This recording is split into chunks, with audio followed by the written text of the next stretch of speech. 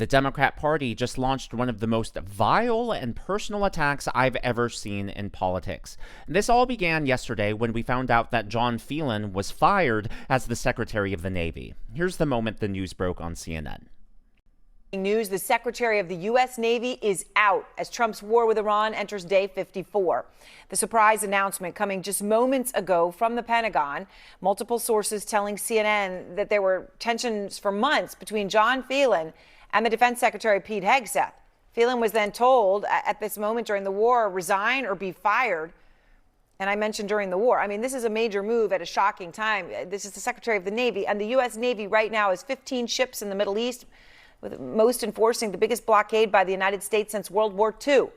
Phelan's sudden departure coming as it comes. Of course, CNN is going to cover this in the most negative light possible. They're framing the story as if Phelan's ouster is somehow dangerous to the Navy and therefore dangerous to the United States.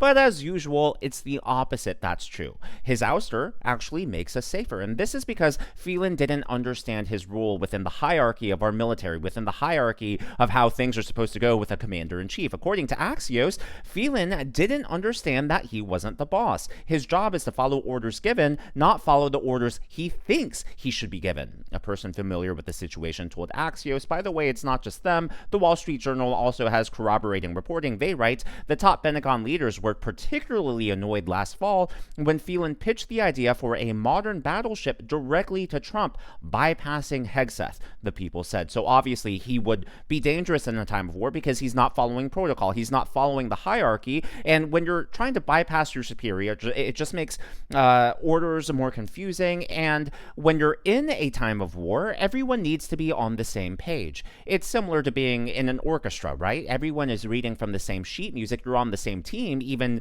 though you may have different sections and different section leaders. But at the end of the day, there's only one conductor. There's one person keeping the entire operation glued together. And in the case of the United States military, that's the commander-in-chief. So that's why he was fired or let go. But all of that raises the question, who is the new acting Secretary of the Navy? Well, that has gone to the Undersecretary Hung Cao. And in case you're not familiar with Hung Cao, he's actually run for office twice. He ran for the House and he also ran for the Senate. Both times he was unsuccessful. But this is one of the best political ads I've ever seen. This was him introducing himself to voters, and I think it's just an incredibly inspiring story. This is the scariest sound you will hear when you live in a communist country. This is the last sound my parents heard when their fathers were taken away in the middle of the night, and they never saw their loved ones again. That's the sound of losing your freedom, the sound of always living in fear. That's my family's real life story. We escaped from Vietnam just days before Saigon fell to the communists. We were given a new life in the most generous country on earth. America saved my life. I graduated from the United States Naval Academy.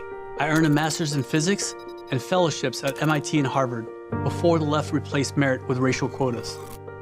I spent my life trying to repay my debt to America, my country, our country, with 25 years of service in Navy Special Operations, combat in Iraq, Afghanistan, and Somalia.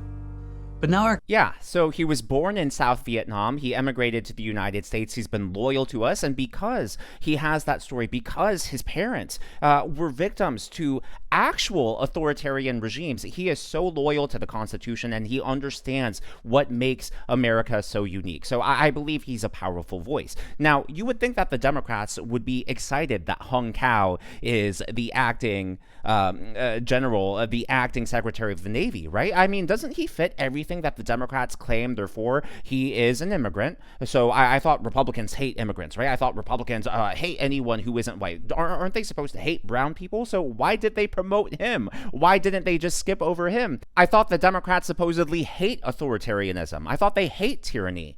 Meanwhile, right here, right before them, is a guy who actually fled real tyranny. He's the poster child for everything that they claim they are for, but instead the Democrats decided to launch an incredibly vile, personal, and just cheap shot attack at him. This is what the Democrats posted on their official social media account. Unearthed image of Trump's new acting Navy Secretary, Hung Cao, and they have that tiny pinching emoji. No matter how you slice or dice this meme that they posted, the Democrats are undoubtedly insulting Hung Kao's manhood. Either they're saying he's tiny in size, or they're making fun of him being short. I believe the term that the Democrats use for that is body shaming. They're apparently body shaming Hung Kao.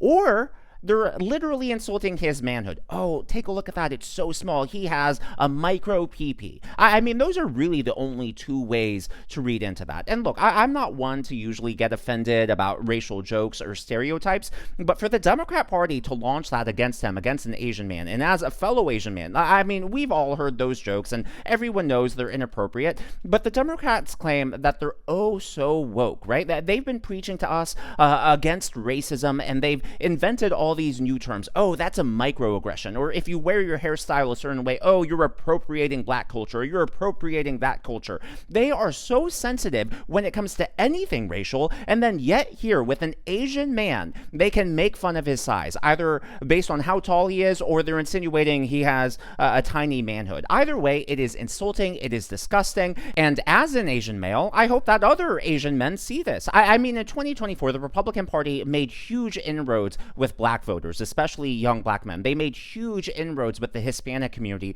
and I'm hoping here that the Democrats are screwing themselves over with Asian men, and that Republicans somehow figure out a way to capitalize on this, because this is, I mean, not only is it insulting, but at the end of the day, it is a little dehumanizing and humiliating for a national party on a national platform, on a national stage, to be making fun of someone's manhood just because of their ethnicity.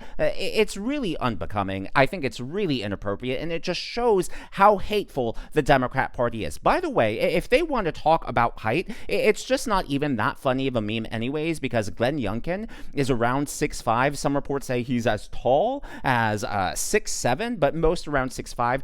Hung Kao has also been photographed next to President Trump, and President Trump obviously is really tall, around 6'2", 6'3", depending on which reports you go by. And so I wonder too, like, I get Youngkin is a bit taller than President Trump, but Hung Kao being next to Trump, there wasn't that much of a height difference, so I can't help but wonder if that photo right there was doctored. Okay, so the Democrats are making fun of him. They're insulting his manhood based on his race, based on his ethnicity. They're doing that on the one hand, and yet on the other hand, they claim, oh, we're against racism. We stand up for minorities. We're the party for minorities. We are going to stick it to the racist white men. In fact, just earlier today, take a look at this story breaking from the New York Sun.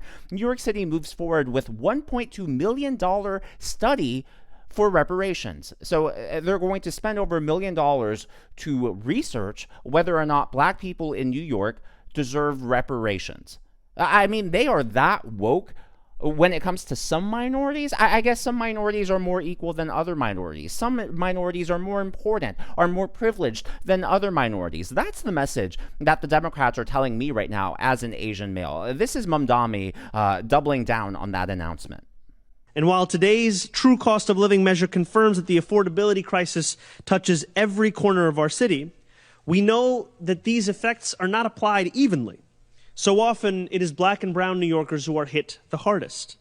This preliminary racial equity plan is the first step in developing a whole-of-government approach to tackling that reality. It is a plan that lays out these first steps to solve decades of neglect and discrimination, and it places the work of 45 city agencies within a singular framework. So supposedly you're standing up for black and brown people. That's what this reparation study is for, but if you're brown and yellow, I guess you don't get the same kind of protections from the Democrat Party. Instead, we can make fun of your manhood. This just doesn't make sense for me. The real reason that Democrats hate Hung Kao is because he has a great story. He checks off all those boxes for them. He's an immigrant. He's obviously a person of color, and yet he's a Republican, and a strong Republican at that. He's an ally of President Trump. I believe this is one of the moments. So when he was running for Senate, he was going against Tim Kaine, and I believe this is one of the moments where the Democrats decided, as a party, we hate this guy. We have to do everything we can to destroy him. I thought this was an incredible moment from the debate. When you're using a drag queen to recruit for the Navy, that's not the people we want. What we need is alpha males and alpha females who are going to rip out their own guts, eat them, and ask for seconds. Those are young men and women that are going to win wars. Please, audience, please. And as I've exposed multiple times on the channel before, anytime a Republican makes a point and the audience starts clapping, the moderators always try to shut them down. Please stop clapping. It's against the rules. We warned you not to do this. Yet whenever they clap for the Democrats, the moderators, well, they don't say anything. They let the audience clap. It's just one of the small ways in which the viewers get bias from these news networks. Now, of course, I would be remiss if I didn't mention how funny Hung Kao's name is before the end of the video, and President Trump himself has commented on Hung Kao's name. But before we get to that, I would like to acknowledge the members of today's Governor's Club. They are My Milk Crown, RFT 0920, Paige O'Byrne, Anthony Loki, Super Romer, and Jeremy 2001 Happy. These are people who give tips and super thanks to the channel. I'm glad that you enjoy, and I'm glad that you're here. Well, President Trump poked some fun, and unlike the Democrats, this joke was not mean-spirited. It was in good spirits, and you could tell that Hung Kao didn't mind at all. It's really an honor to be with you. Thank you. And we're going to be with this man. This is a great gentleman. I love his name, Hung Kao. I love that name. And that name alone should get you elected, right? But more importantly, actually, he's tremendous. He's tremendous. He ran a great primary campaign. I endorsed him very early, and he did very well. And we think he's got a very good chance of winning for the Senate, and I really believe it. I hope your community gets out and really supports him like 100%, because you can win. You can win, definitely win. Yep. And we're looking to win the state, and I think we will win the state.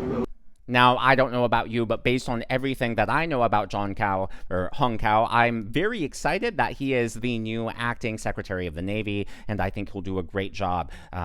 Yeah, but as always, all of that is just my analysis and commentary. That's what's happening in the world of politics from my point of view, and I would love to hear from you. So what do you think about that meme, that emoji that the Democrat Party posted? Do you think it's insulting? Do you think it is belittling and dehumanizing? Or do you think that I'm overreacting about the whole thing? Like, am I too sensitive to it just because I'm an Asian male and I've gotten some of those jokes throughout my life? Let me know what you think about that joke down in the comments below.